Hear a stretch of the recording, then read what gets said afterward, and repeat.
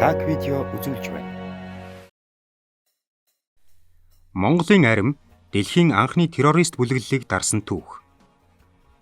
Чингис хааны аж ахуй хүлээгүү хаанд Арабын соёл иргэншил, санхүүгийн төв болсон нийслэл Багдад хотыг дайлах хүндхэн бөгөөд нэр хүндтэй даалгавар оногдсон юм. Гэвч үүний тулд замдаа тулгарх хэд хэдэн босгочдыг дарах ёстой байлаа. Хамгийн хэцүү даваа нь барууны орнуудад асасинчууд хэмээн танигдсан исламын тэрс үзэлт шиитийн шашинт Низарит Исмаилийн бүлгийг устгах ёстой байв. 1. Асасинчууд гэж хэн байв? Тэд Афганистанаас Сир хүртэл 100 орчим бат бөх цайз хэрэмтэй байсан бөгөөд тэдний хамгийн гол цайз нь Персийн умарт хэсэгт орших бүргэдийн үүр буюу Аламут байлаа. Асасины удирдагч нар нь угсаа залгамжлан сонгогддог бөгөөд удирдагчаа уулын хаан имам гэх зэргээр нэрлэдэг. Бүлгийн бүх гишүүд удирдагчийнхаа үгийг үг дуугүй даган биелүүлдэг байсан юм. Имамыг бурхан сонгодог бөгөөд түүний үгийг дуулууртаа дагсан хинч деважинд очно хэмээн тэд итгэдэг байжээ. Уламжлалт цэргийн айрамгүйч асасын бүлэглэл хөлсний аллага, айлган сүрдүүлэлтийн маш нарийн системээр улс төрийн асар их эрх мэдэл олж авсан бөгөөд бүлэглэл өндөр нууцлалтай байсан учраас өнөө хүртэл үлгэр домог мэт яригдж, жинхэнэ үннийг олж мэдэхэд бэрх болжээ. Бүлэглэлийн хамгийн шилдэг улс төрийн стратеги нь тэднийг эсэргүүцсэн хэнийг ч устгах бөгөөд ингэхдээ хамгийн нөлөө бүхий хүчрхэг нэгнийг олж устгадаг байсан юм.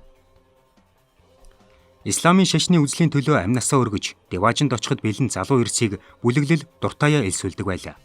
Залуу эрсэд хашиш өвсөг мансууруулан цайзад тусгаалan бэлдсэн деважингийн цэцэрлэгт аваачдаг тухай Хятад, Перс, Араб их сурвалжуудад өгүүлсэн байдаг. Ухаан санаан сэргэж бодит ертөнцид ирсэн хойно нь удирдагчийнхаа тушаалыг биелүүлж байгаа дамиа алдвал тийм деважин хүлээж байгаа гэдэгт итгүүлдэг байжээ. Ийхүү гишүүдэд тогтмол хашишаар хангаж, аимшиггүй дуулууртай цэргүүдийг бэлддэг байв. Энэхүү онцлогоос үүдэн тэднийг хашашин буюу хашиш хүртэгчд хэмээн нэрийддэг байсан нь онцогийн явцад асасын хэмээх үг болон хувирсан гэсэн таамаг байдаг. Ямартайч тэдний хашиш хэргэлдэг байсан эсхээс үл хамаарч асасын хэмээх нэр олон хил дээр дээдсийн алуурчин хэмээх утгатай болсон байна. 2. Монголчуудтай тулгарсан нь. Чингис хаан анх тус бүс нутаг тийш товтлоход асасины их удирдагч монголчуудыг дуулууртай дагахаа амлаж байсан гэдэг. Харин Чингис хаан хоризмыг буулган авч Монголын цэргийн хүч нутаг буцснаас хойш асасины эрх мэдэл өргөжин тэлжээ. Харин мөн хаан угсаа залгамжлахаар сонгогдох үед тэд монголчуудыг эргэн ирж хүчрхэгдсэн байдалд нь саад болох вэ хэмээн болгоомжилж эхэлжээ. Ингээд тэдний удирдагч хар хоромд илчилгээх талимаар мөн хааныг хороох нууц төлөвлөгөө боловсруулсан гэж төгжид үздэг. Гэвч төлөвлөгөө нь бүтлгүүцсний дараа мөнх хаан асасинчуудыг бүр мөсөн дарахаар шийдсэн байна. Хүлээгүүгийн айрам хүрэхээс өмнө асасины удирдагч өөрийн тойрон хүрээллийн түшимтэд согтуудаа хорлогдож түүний хүү залгамжлагч болсон байжээ. Тентхийн сайтар бэхлэлттэй цайз хэрмүүдийг нэг нэгээр нь эзэлэхэд хүндрэл ихээр гарна гэж үзэж байсан тул хүлээгүү илүү энгийн шууд нөлөө үзүүлэхүйц төлөвлөгөө боловсруулсан ажээ.